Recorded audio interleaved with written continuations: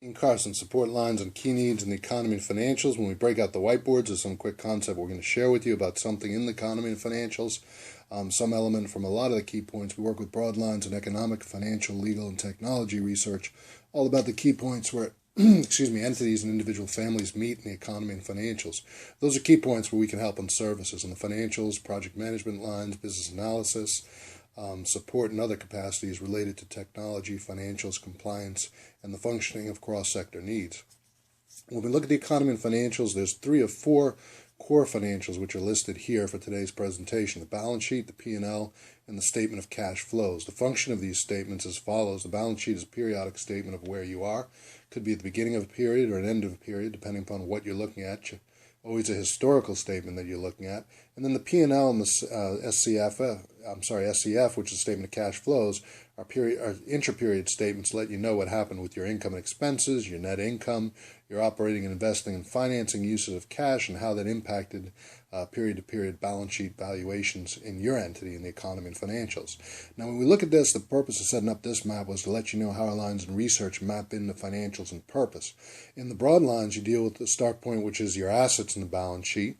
In your assets, you have your cash and your accounts receivable. Those are your liquidity lines. We can certainly help you to assess those lines, understand where you are, and speed the collections and liquidity cycles. It's one element of the needs. On other lines is the Treasury and the investment cycle functions. Those are about the assets you have in a business, investment cycles, and our background in the financial sector with project managers, with other key points, uniquely enables us to help you in project lines there with area expertise, knowledge and understanding, and research map ways to what we haven't seen.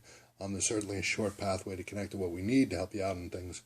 The next point on the line, sorry, I've got a little allergy kicking up here, is the fixed assets line. That's about the business equipment you buy to help generate, the asset you buy for your entity that helps generate business, nonprofit, NGO, or governmental value. Could be a computer, it could be some manner of equipment, has some defined function within your entity, and offers some form of value and has depreciable period because it's got intra-period benefits over a long period of time.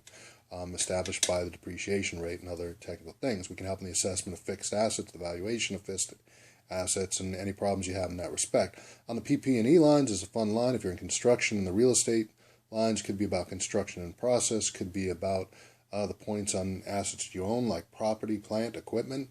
Those lines are interesting because they deal with physical properties that you own and buy. They're elements of your business. They may be, in fact, leased. If they are, they won't be on your balance sheet. They'll be, unless you are the owner of the asset, they'll be then in the P&L if you're a leaser of commercial real estate space, for instance. But in this case, we're assuming that you're the owner, so it lines up to the PP&E category within your entity, regardless of the form of the entity or the position of the entity.